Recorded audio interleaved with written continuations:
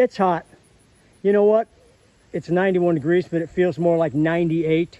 I kid you not. Reminds me of that boy band in the 90s, 98 degrees. And a lot of people thought those guys were really hot, you know. Anyway, I want to check out my fence here with you guys. Fencing, well, that's a sport. And they wear white clothing and masks. I don't even want to know why. They poke each other with swords, but fencing is also some way to keep the deer out. So we're going to take a little jaunt from the deer's perspective. And the deer finally can't get in. See that stand of okra down there? I'm pointing at right in there. Completely wiped out 2 years ago.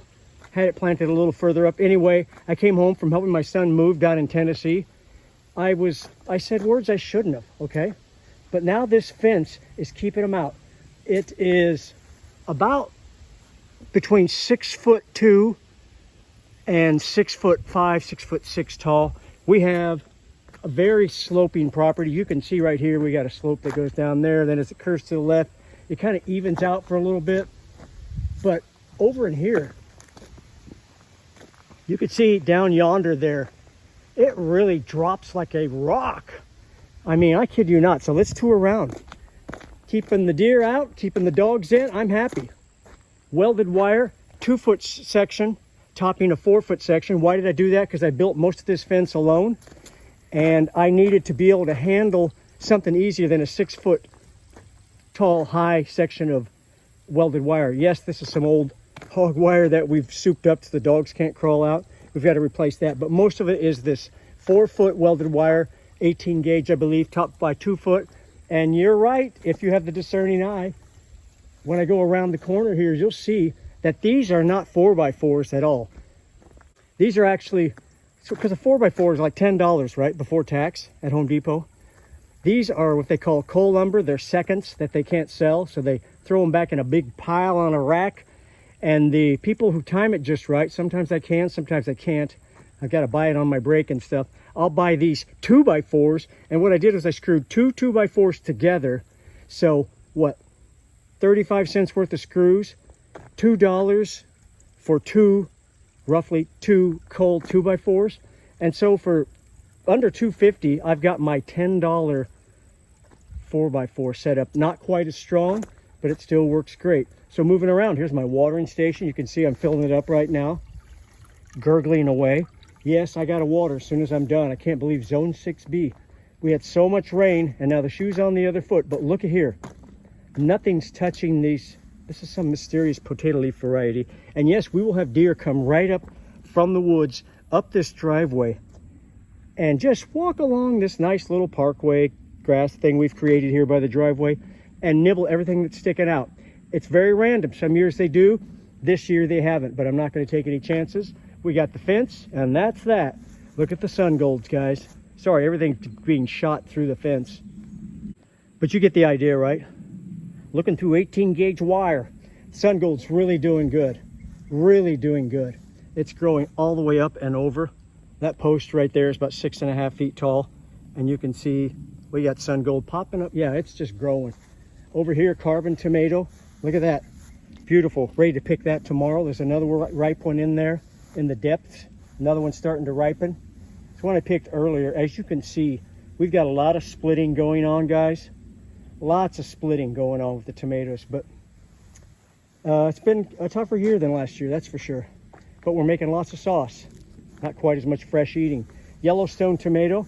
And you know, that's not a red variety barely ripening. That's a Yellowstone almost ready to be picked right there. So really cool, huh? Yellowstone tomato. A rogue green bean that just came up. I don't know what's going on there. Anywho, pretty cool.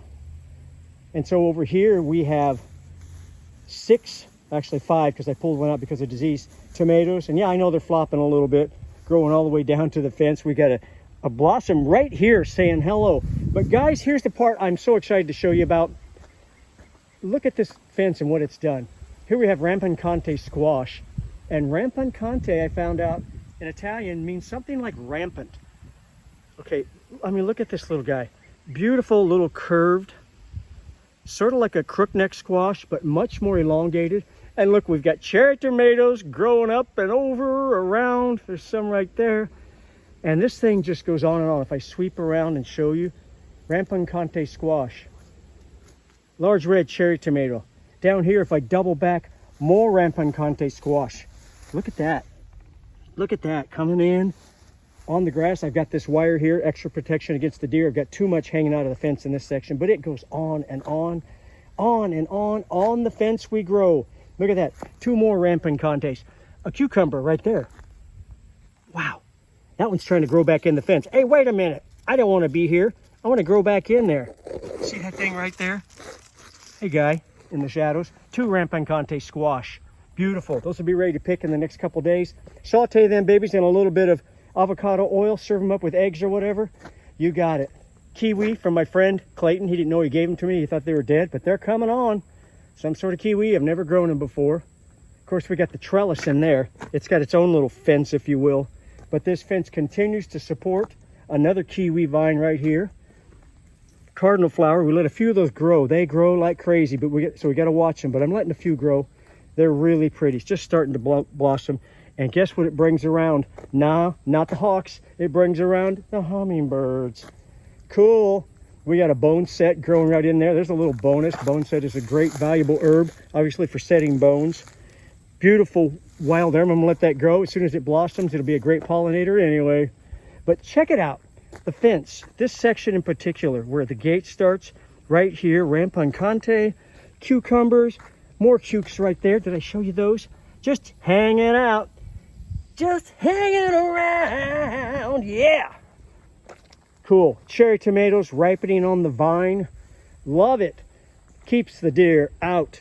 Keeps the veggies in. No, the veggies will stay. Supports the veggies and keeps the dogs in. Guys, this is a win-win-win situation, this fence. So glad to have shown it to you. I literally started this last year in early March, and I finally finished it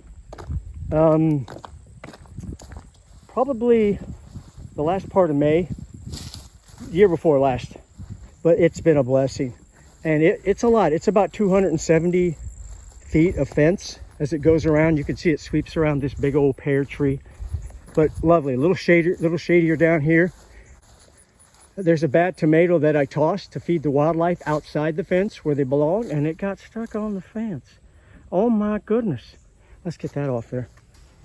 Come and get it, deer. Just don't come in here. Anyway, we got 4 gates for this thing.